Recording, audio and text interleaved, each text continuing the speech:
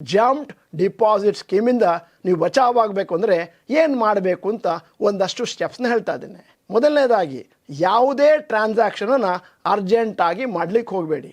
Specially UPI ಬಟನ್ಗಳನ್ನು ಒತ್ತುವ ಮುಂಚೆ 10 ಸತಿ ಯೋಚನೆ ಮಾಡಿ.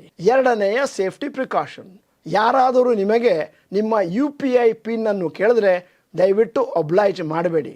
ಯಾಕಂತಂದರೆ ಕೆಲವೊಮ್ಮೆ ಅವರು ನಿಮಗೊಂದು ಪಾಪಪ್ ಫಾರ್ಮನ್ನು ಕಳಿಸ್ತಾರೆ, ಅದರಲ್ಲಿ ಪಿನ್ ಇರುತ್ತೆ, ಯಾವ ಕಾರಣಕ್ಕೂ ಆ ಪಿನ್ ನಂಬರ್ನ ಹೇಳೋಕೆ ಹೋಗಬೇಡಿ.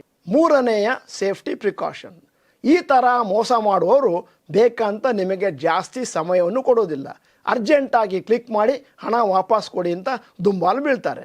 ಅಂತಹ ಸಂದರ್ಭದಲ್ಲಿ ಬೇಕಂತ 10-15 ನಿಮಿಷದವರೆಗೆ ಯೋಚನೆ ಮಾಡಿ ಆಮೇಲೆ ಅವರ ದುಡ್ಡು ನಿಮ್ಮ ಅಕೌಂಟಿಗೆ ಬಂದದ್ದು ನಿಜ ಅಂತಾದರೆ ಆವಾಗ ಮಾತ್ರ ಹಣವನ್ನು ವಾಪಸ್ ಕೊಡುವಂಥ ಪ್ರಕ್ರಿಯೆಯನ್ನು ಕೈಗೊಳ್ಳಬಹುದು. ತಕ್ಷಣವೇ ಮಾಡಲಿಕ್ಕೆ ಹೋಗಬೇಡಿ.